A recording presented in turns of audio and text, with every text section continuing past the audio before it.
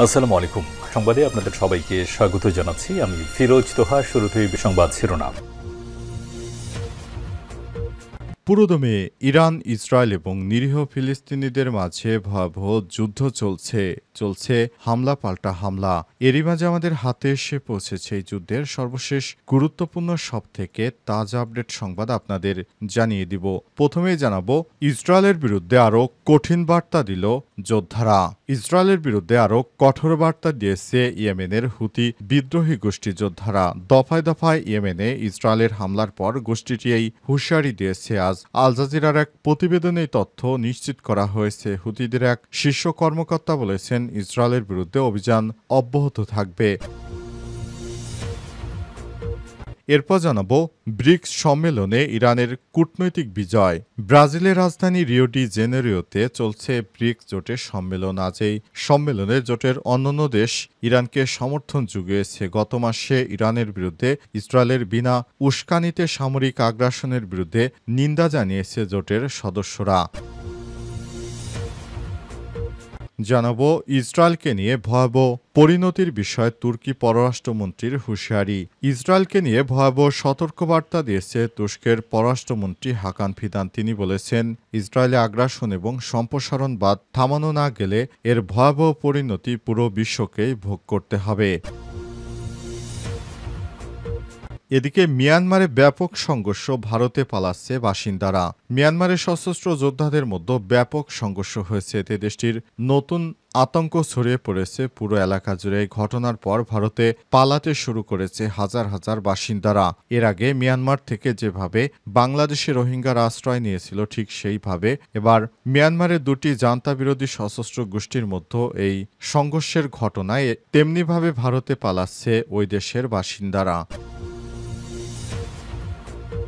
এবং সর্বশেষ জানাবো, ফিলিস্তিনপন্থী গ্রুপকে নিষিদ্ধ করার পক্ষে ভোট দিয়েছেন টিউলিপ সিদ্দিক। যুক্তরাজ্যের পার্লামেন্টে প্রো প্যালেস্টাইন কর্মসূচি সংগঠন প্যালেস্টাইন অ্যাকশনকে সন্ত্রাসী সংগঠন হিসেবে আখ্যায়িত করে নিষিদ্ধ করার প্রস্তাবে ভোট দিয়েছেন ব্রিটিশ এমপি টিউলিপ সিদ্দিক। আজ অনুষ্ঠিত ভোটে ৩৮৫ জন এমপি প্রস্তাবের পক্ষে এবং ২৬ জন বিপক্ষে ভোট দিয়েছে। মুসলিমদের মধ্যে টিউলিপ সহ কয়েকজন এমপি এই প্রস্তাবের পক্ষে ভোট দিয়েছেন বলে জানিয়েছে ফাইভ পিলার্স। তবে বেশিরভাগ মুসলিম এমপি ভোটে অংশগ্রহণ করেননি। প্রিয় দর্শক, এতক্ষণ শুনছিলেন সংবাদ শিরোনাম, এবারে বিস্তারিত। তবে তার আগে বন্ধুরা, অনুরোধ থাকবে এই সংবাদটিতে একটি লাইক দিন। এই চ্যানেলে আপনি নতুন হয়ে থাকলে আমাদের সংবাদটি দেখতে দেখতে চ্যানেলটি সাবস্ক্রাইব করে রাখুন। কমেন্ট করে বন্ধুরা আপনার মূল্যবান মতামত জানিয়ে দিন বন্ধুরা, আপনি বিশ্বের কোন দেশ থেকে বা বাংলাদেশের কোন স্থান থেকে আমাদের সংবাদটি দেখছেন এবং শুনছেন। আর বন্ধুরা, গাজা যুদ্ধে আপনি যদি নিরীহ ফিলিস্তিনিদের ভালোবেসে থাকেন, কমেন্টে ইয়েস লিখে বিশ্ববাসীকে জানিয়ে দিন। সংবাদটি আপনার সোশ্যাল মিডিয়া ফেসবুকে শেয়ার করে বন্ধুদেরও দেখার সুযোগ করে দিন। এবারে বিস্তারিত। ইসরায়েলের বিরুদ্ধে আরও কঠিন বার্তা যোদ্ধাদের। ইসরায়েলের বিরুদ্ধে আরও কঠোর বার্তা দিয়েছে ইয়েমেনের হুতি বিদ্রোহীরা। দফায় দফায় ইয়েমেনে ইসরায়েলের হামলার পর গোষ্ঠীটি এই হুঁশিয়ারি দিয়েছে। আল জাজিরার এক প্রতিবেদনে এই তথ্য জানানো হয়েছে। হুতিদের এক শীর্ষ কর্মকর্তা বলেন, ইসরায়েলের বিরুদ্ধে অভিযান অব্যাহত থাকবে। গাজায় হামলা বন্ধ না হওয়া পর্যন্ত ইহুদিবাদী ইসরায়েলে হামলা চালিয়ে যাবে হুতি যোদ্ধারা। হুতিদের একটি ব্যালিস্টিক ক্ষেপণাস্ত্র হামলায় ইহুদিবাদী ইসরায়েলের অনেক গুরুত্বপূর্ণ স্থাপনা ধ্বংস হয়ে যাচ্ছে। তাদের গর্বের আয়রনডোম এখন আর কোনো কিছু ঠেকাতে পারছে না। তাদের সব কিছুই এবার নাস্তানাবুদ হয়ে পড়েছে। ইহুদিবাদী ইসরায়েলেরা মনে করেছিল ইরানে হামলা করে তারা হয়তো শান্তিতে থাকতে পারবে, কিন্তু ইরানের বিভিন্ন প্রক্সি বাহিনী এখন ইহুদিবাদী ইসরায়েলিদেরকে চরম শিক্ষা দিতে শুরু করেছে। বিশেষ করে ইয়েমেনের হুতি যোদ্ধারা এক এক করে ইহুদিবাদীদের বিভিন্ন সামরিক ঘাঁটিতে একে একে হামলা চালাচ্ছে। এতে করে ইহুদিবাদী ইসরায়েলের অবস্থা খুবই শোচনীয় হয়ে পড়েছে। গত ২৪ ঘন্টায় ইয়েমেন থেকে এক এক করে ব্যালিস্টিক ক্ষেপণাস্ত্র হামলা চালানো হচ্ছে ইহুদিবাদী ইসরায়েলের দিকে। ইহুদিবাদী ইসরায়েলেরা এবার গাজা এবং তাদের নিজ ভূখণ্ড ছেড়ে ইউরোপের বিভিন্ন দেশে পালাতে শুরু করেছে, কারণ হুতিদের ক্ষেপণাস্ত্র থামানোর মতো সক্ষমতা তাদের হাতে নেই। তারা এবার প্রাণে বাঁচতে তাদের বিমানবন্দর ছাড়াই এবার নৌপথে পালাতে শুরু করেছে ইউরোপের বিভিন্ন দেশে। ইহুদিবাদীদের চরম শিক্ষা দিচ্ছে মুসলিম যোদ্ধারা। হুতিদের মুখপাত্র বিষয়টি আজ নিশ্চিত করেছেন।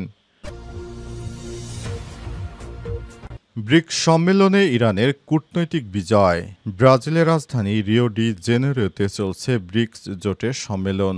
আজ এই সম্মেলনে জোটের অন্যান্য দেশ ইরানকে সমর্থন জুগিয়েছে। গত মাসে ইরানের বিরুদ্ধে ইসরায়েলের বিনা উস্কানিতে সামরিক আগ্রাসনের বিরুদ্ধে নিন্দা জানিয়েছে জোটের সদস্যরা। খবর এপির প্রতিবেদনে বলা হয়েছে, একযোগে যৌথ বিবৃতি দিয়েছে জোটের সদস্য দেশগুলো।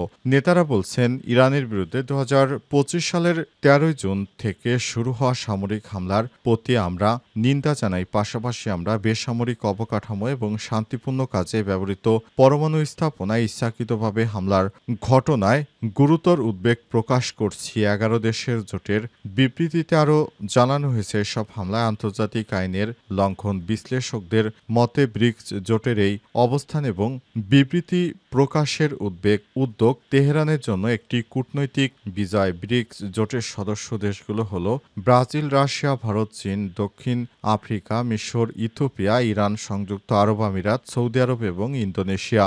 সম্মেলনে ইরানের পররাষ্ট্রমন্ত্রী সৈয়দ আব্বাস আরাকচি ইহুদিবাদী ইসরায়েলকে সতর্ক করে তিনি বলেছেন, ইহুদিবাদীরা যেভাবে তোমরা ইরানের উপর হামলা করেছ তার কঠোর জবাব দিয়েছে ইরান। আর তোমরা মনে করেছিল যে ইরান হয়তো কিছুই করতে পারবে না, ইরান দেখিয়ে দিয়েছে তারা কি করতে জানে। এছাড়া ইহুদিবাদী ইসরায়েলের বিরুদ্ধে তারা আরও কঠোরভাবে হুঁশিয়ারি করে জানিয়েছে, ইহুদিবাদীরা ইরানের উপর বিনা উস্কানিতে যে হামলা চালিয়েছে তার জন্য তাদেরকে কঠোর জবাবদিহির আওতায় আনতে হবে বিশ্বকে। তা না হলে ভবিষ্যতে আরও সংঘাত বেড়ে যাবে, এমন হুঁশিয়ারি দিয়েছেন ইরানের প্রেসিডেন্ট। তিনি বলেছেন, আমরা সবসময় চাই একটি শান্তিপূর্ণ রাষ্ট্র গঠন করার জন্য, কিন্তু ইহুদিবাদী ইসরায়েলেরা আমাদের উপর বিনা উস্কানিতে যে হামলা চালিয়েছে সেই হামলার জন্য তাদেরকে চরম মূল্য দিতে হবে, বিশেষ করে পশ্চিমাদের, কারণ তাদের মদতপুষ্ট হয়ে ইহুদিবাদীরা এই ধরনের হামলা চালিয়ে যাচ্ছিল। ইসরায়েলকে নিয়ে ভয়াবহ পরিণতির বিষয়ে তুর্কি পররাষ্ট্রমন্ত্রীর হুঁশিয়ারি।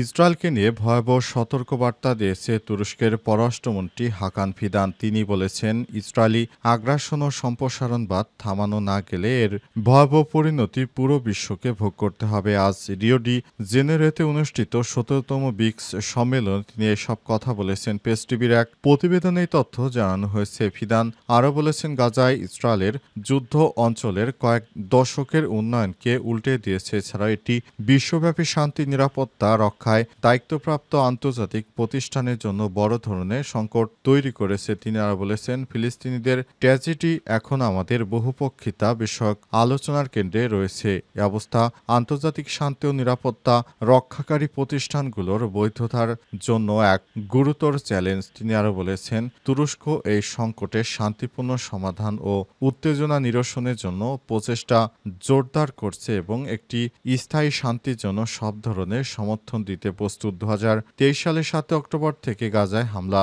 চালিয়ে আসছে ইসরায়েল। দেশটির এই হামলায় যেখানে এখন পর্যন্ত 57,418 ফিলিস্তিনি নিহত হয়েছে, এছাড়াও আহত হয়েছে অন্তত 1,36,000 বেশি ফিলিস্তিনি। যুক্তরাষ্ট্র ও পশ্চিমা দেশগুলোর সমর্থনে ইসরায়েল লেবানন, সিরিয়া ও ইয়েমেনেও হামলা চালিয়ে হাজার হাজার মানুষ হত্যা করেছে, বেসামরিক অবকাঠামো ধ্বংস করেছে। ইহুদিবাদীরা তাদেরকে চরম পরিণতি ভোগ করার বিষয়ে সতর্কবার্তা দিয়েছে তুরস্ক।